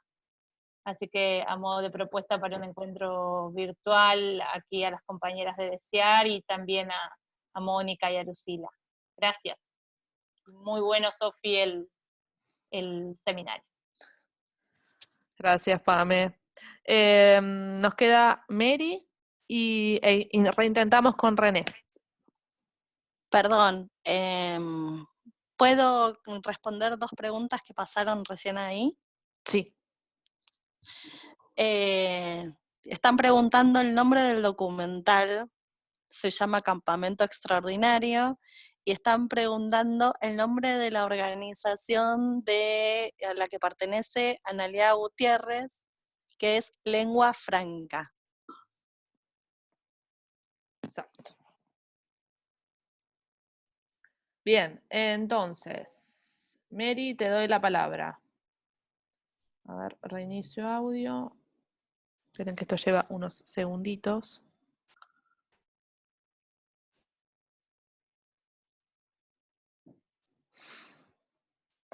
A ver. Mary, ¿ahí nos escuchás?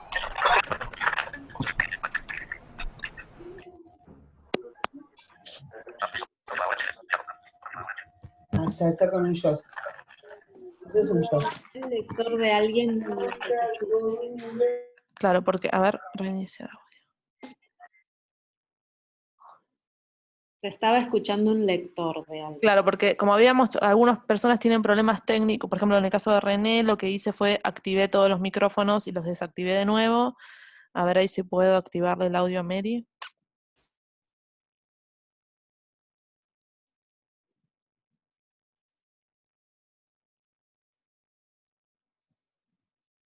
Ahí está. Mary. Hola, ¿cómo están? Muy bien, Soy perdón Marina. las demoras técnicas. Soy Marina de Rosario. Bueno, ustedes me conocen de Taller de Desear.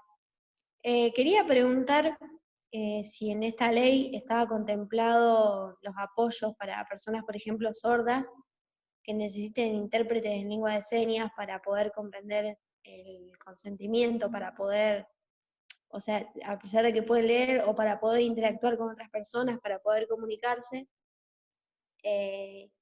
Y bueno, desde ya agradecer el espacio y ofrecer nuestra ayuda acá desde Rosario, por ahí para hacer consentimientos en braille o para poder implementar en la provincia de Santa Fe todas estas modificaciones que se están haciendo. Así que bueno, desde ya muchas gracias. Ah, y vuelvan a Rosario pronto, porfis. Volveremos lo antes posible que este señor bicho que anda por ahí afuera nos lo permita. Gracias, Marina.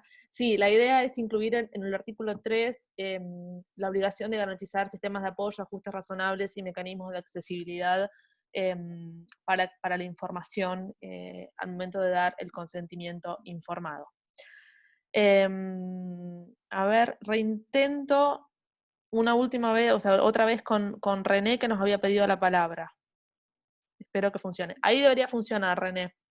Yo tengo como que tu micrófono está activado. Hola. Ahí te escuchamos. Bien. Perdón las demoras y los problemas técnicos.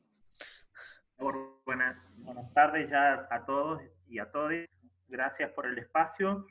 Yo soy docente del Profesorado de Educación Especial de la Universidad Provincial de Córdoba y me surgían algunas, o sea, en realidad era como hacer alguna pregunta en base a todo lo que se dialogó, y una de esas es qué importancia se le da a la formación en perspectiva de género con respecto a la interseccionalidad que existen en las distintas formas de discriminar a las personas con diversidad funcional o discapacidad, para poder tener el verdadero acceso a la salud sexual y reproductiva. ¿Qué espacio se le brinda a esas capacitaciones a las personas que brindan las leyes, o a las personas que deciden en el Congreso o que trabajan en la justicia decidiendo por estas situaciones? Y la importancia, para mí, que radica, lo mencionaron, en la educación sexual integral, en la ESI, sobre todo, que yo vengo del ámbito de la salud porque soy médico y docente, la importancia que tienen en las personas con discapacidad el fortalecer el tema de la educación como promoción de la salud. Y la precariedad que tiene la formación en educación dentro de lo que es la formación de salud. Y pensaba, y esta es una de las preguntas que también me hacía a mí mismo mientras escuchaba, es nosotros en la ESI no necesariamente tenemos que tener un material específico para trabajar la ESI, sino son las adecuaciones los apoyos y las adecuaciones de distintos sistemas aumentativos, de comunicación o adaptaciones que tengamos que hacer a discapacidad, pero sobre todo que la educación sexual integral en las personas con discapacidad ha sido segregada y sigue siendo segregada, y yo me pregunto cuánto de este déficit de la educación sexual está perjudicando sus derechos, ¿no? Sí, varias cosas. No puedo estar más de acuerdo cuando decís, o sea, esta idea de los materiales específicos. Hay como una gran tentación de decir, bueno, como este es un grupo especial, comillas, especial, entonces desarrollemos materiales especiales para este grupo, y en realidad eso de alguna manera es segregatorio. El Estado y cada uno de nosotros, nosotres, nosotras, en lo que hagamos tenemos que incorporar la perspectiva de discapacidad en forma transversal. Entonces, como vos decís, los materiales de ESI, quizás con ajustes al momento de brindar la ESI, que quizás son necesarios esos ajustes, pero no deberíamos desarrollar un material específico o tan técnico para personas con discapacidad, sino como que incluir a esta población interseccionalmente dentro de los materiales generales sobre educación sexual integral o, por ejemplo, sobre salud. Y en ese sentido hay un gran esfuerzo muy positivo, una buena práctica, entiendo, del Ministerio de Salud, de la Dirección de Salud Sexual y Reproductiva, ya desde hace un par de años, de meter la perspectiva de discapacidad en los materiales generales sobre, por ejemplo, métodos anticonceptivos. Y acá en uno de los comentarios del chat, Constanza Leone, también de la dirección, lo que nos dice, o sea, nos recuerda uno de esos materiales, que es la guía de métodos anticonceptivos, la actualización de 2019, que es muy interesante porque incorpora la perspectiva de discapacidad. Por ejemplo, en relación a los métodos anticonceptivos y de los métodos de anticoncepción quirúrgica. Y hay un capítulo específico sobre derechos y consentimiento de personas con discapacidad. Y también, fíjense, el protocolo de acceso a la interrupción legal del embarazo, el que salió en diciembre de 2019, que es la resolución 1 del 2019 del Ministerio de Salud, búsquenla así en Google y ahí les va a aparecer, también tiene la perspectiva de discapacidad. ¿Por qué? Porque al incorporar la perspectiva de discapacidad en estos materiales generales, lo que mostramos es que las personas con discapacidad también forman parte de la diversidad humana y también tienen los mismos derechos que el resto de las personas. Entonces, tenemos que resistir la tentación de pedir como materiales específicos, si lo que tenemos que hacer es pedir que en los materiales generales se incluya a la perspectiva de discapacidad. Cuando digo materiales, digo desde una guía técnica sobre métodos anticonceptivos como la que hizo el Ministerio de Salud, hasta las publicidades, por ejemplo, que realiza el Estado para difundir información sobre diversas cosas, desde coronavirus hasta salud sexual y reproductiva. Y quizás les dejo como tarea o como una propuesta, revisen los materiales que nos están llegando sobre coronavirus, por ejemplo, los materiales también estatales, y fíjense si hay perspectiva de discapacidad o no. Si, por ejemplo, en los spots de radio hablan personas con discapacidad o no, y si en los spots de televisión se ven personas con discapacidad o no. Ojo, hay muchos esfuerzos de la Agencia Nacional de Discapacidad por difundir información accesible, por generar líneas de acción para personas sordas y demás. Entonces hay como algunas buenas prácticas, pero fíjense si la información que circula en general se ven muchas personas con discapacidad o personas diversas, entendiendo la diversidad en un sentido amplio, y ahí nos vamos a ver que todavía, pese a los avances que se están registrando, todavía hay como lecciones pendientes. Y eso también lo vemos en la formación de médicos, y lo vemos en la formación, por ejemplo, de profesores, docentes. Todavía no tenemos la perspectiva de discapacidad. El que aprende algo de discapacidad es el que se especializa en educación especial. Y el resto de los docentes, las docentes que estamos formando como Estado, quizás no tienen una gran formación en discapacidad todavía, y eso es un desafío pendiente, y es importante que como Estado, o sea, digamos que como sociedad civil también instemos al Estado a meter la perspectiva de discapacidad en todas las diferentes acciones que se hagan. Tengo una pregunta, una mano levantada de Cristina, última intervención, porque ya estamos es la 1:10 casi, vamos cerrando, si les parece. Perdón, pero nos estamos quedando un poco sin tiempo. Cristina. Te escuchamos.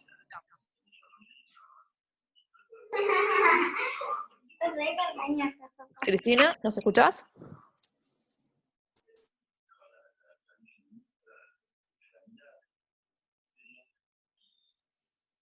Me parece que no nos está. ¿Cristina?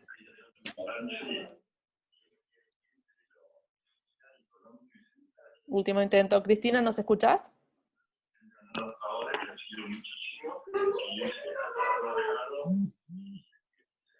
Me parece que no nos está escuchando. O sea, a mí me parece como que está hablando, pero por ahí es por el micrófono de fondo que tiene. Bien. ¿Algunas consultas? A ver. ¿Cristina? No. Una pregunta que habían consultado en relación si había estadísticas sobre estos temas. Ese es uno de los grandes desafíos que tenemos, y eso es una de las grandes, quizás, cuentas pendientes en general. Alguien me preguntó esto de si hay bases de datos estadísticas acerca de cuántas esterilizaciones forzadas se realizan ilegalmente en nuestro país, y cuál es la situación en Latinoamérica.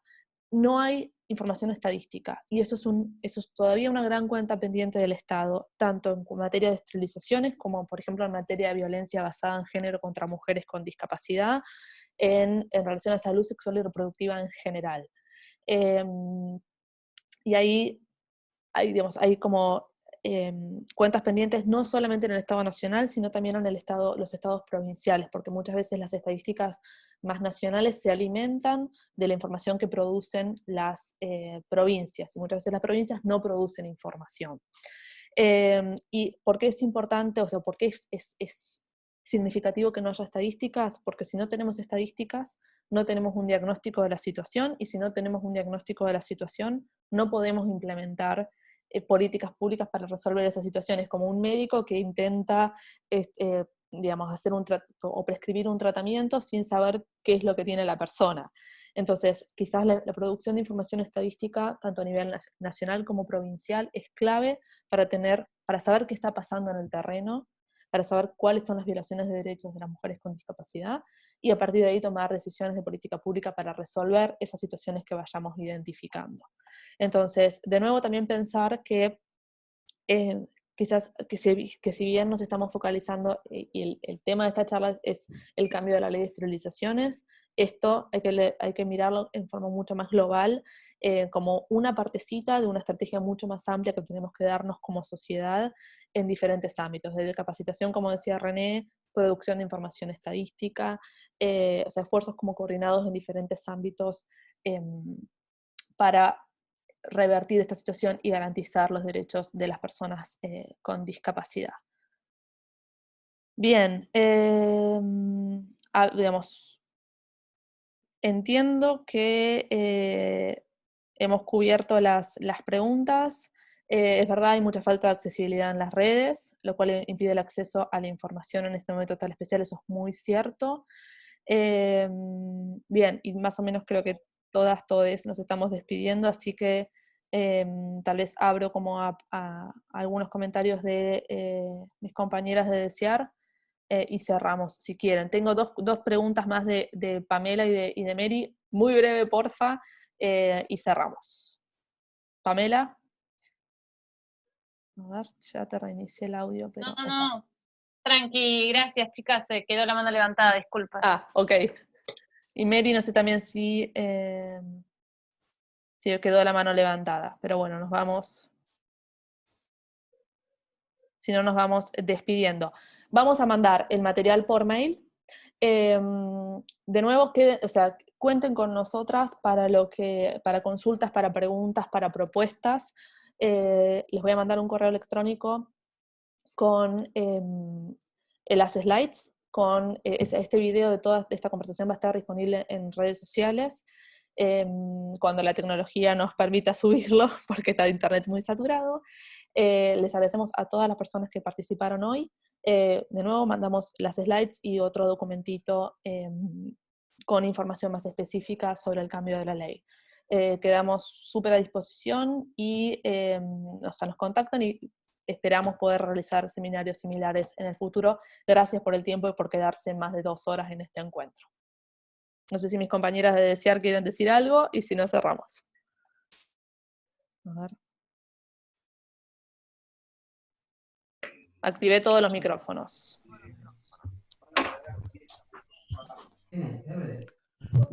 No nos extendemos más. Gracias por participar, gracias por el interés. Y bueno, como siempre, fue un placer estar en contacto con ustedes.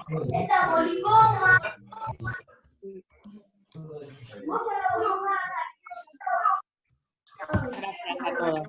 Mío, solo saludarles a todos y muchísimas gracias por el tiempo compartido.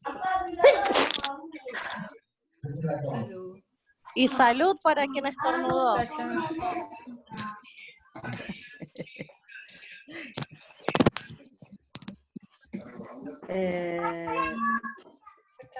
Exactamente, ellos van a seguir cobrando. No sé, Gracias a todas. Bueno, gracias a todos. Ahí me activé la cámara para que me vean. Perfecto. Aunque sea para el saludo final. Saludos a todas, todes. Sole, ¿vos querés decir algo? Está silenciado tu micrófono. ¿Alguien está...? Activé todos los micrófonos igual. Bien. Más noticias nuestras por mail muy pronto. Gracias.